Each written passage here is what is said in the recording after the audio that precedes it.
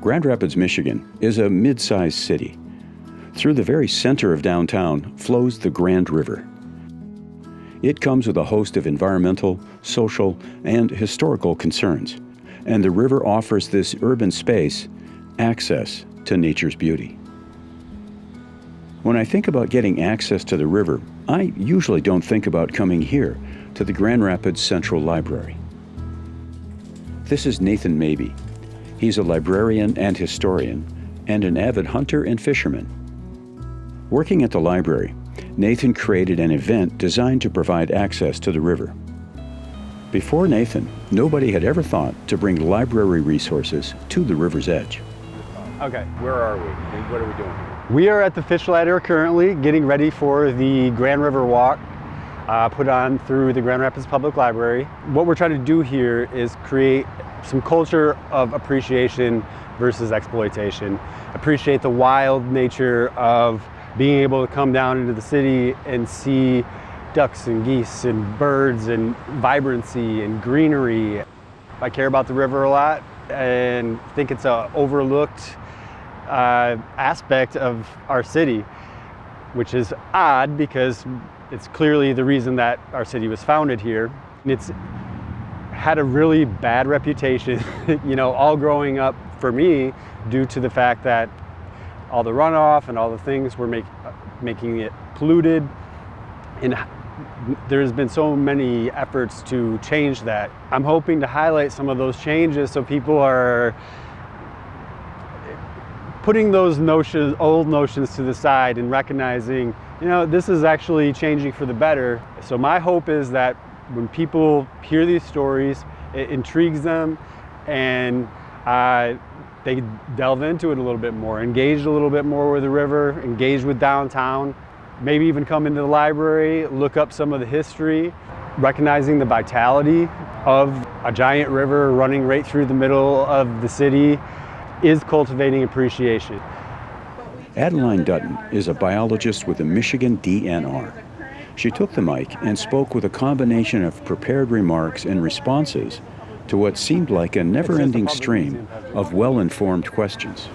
So the question was, do we stock sturgeon? We don't currently stock. Question, how are we doing with Asian carp?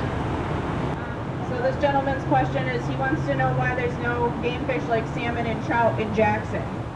Nathan named the event Riverwalk because getting to the next speaker would require the group to walk downstream to the riverbank in front of the Gerald R. Ford Presidential Museum. Bruce Ling is a longtime advocate for the river and well known regionally for his involvement in traditional American music. Bruce was ready to share bits of river history, science, and music. His aim is to encourage others to cultivate a relationship with the river in the hopes that being connected to the waterway will encourage protecting the waterway. The lowest common denominator in terms of life is also the highest common denominator, and that's macroinvertebrates. And is everybody familiar with that term, macroinvertebrates? After sharing facts and history about the river, Bruce was joined by his wife, and together they shared a tune inspired by the river. Crawdads in the river, that river's running dry. There is nothing left but mud flats, this crawdad's gonna die.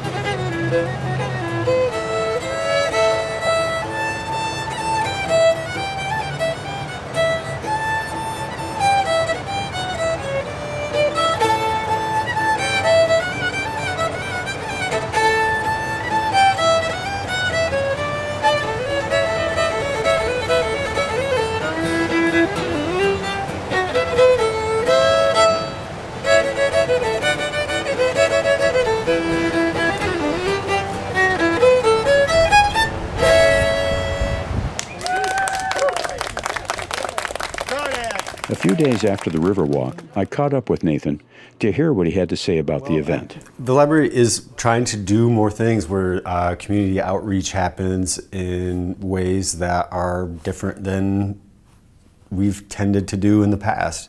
Personally, I think of the library as like a place for access. The library isn't going to necessarily be the place where somebody can discover the river. I'm like, well, why wouldn't you do it at the river? What did you expect the event would be like going in on the day of? What were you ready for? How did it turn out? And is it something you do again? I thought if 30 people show up, it's going to be a very successful event. And there were many more. There was like 80 to 90 people. The crowd that showed up was a variety of age ranges. The people were like, this is not a typical library programming. I haven't ever seen anything like this. This is great. You know, it was overwhelmingly positive. People also were very inquisitive and asking questions and wanting to know more. The overall takeaway that people were offering up to me was that they felt more connected to the community, to the river, and you know, the fact that it is a giant, beautiful river in the middle of the city. The presenters afterwards were surprised by the amount of people. They felt really good about it because people were engaged, and they both were like, let us know if you're doing it again, because it was fun. If people wanted to know more about future Riverwalks, they could, you know, get on the website, and there'll be places where you can find an email to give feedback or just ask questions. Accessing the river can happen in many ways and for many reasons. Reach out to the Grand Rapids Library to find out when they'll offer another Riverwalk. And don't forget to subscribe and share this link with anyone looking to access more river stories.